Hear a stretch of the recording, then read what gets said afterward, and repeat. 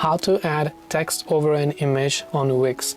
So whenever you're editing your site on Wix website and you want to add a text over an image right here, right?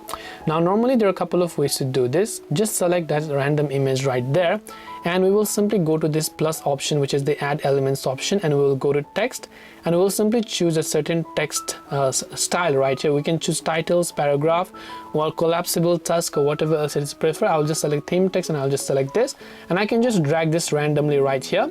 I can even choose to edit the text and basically change the color and whatever else it is right here. So I can change the effects, and I can just go ahead and then choose this option right here, and just like that I can drag this to any part of the image, left, right, top, resize them, and it will get added on top of that image right there.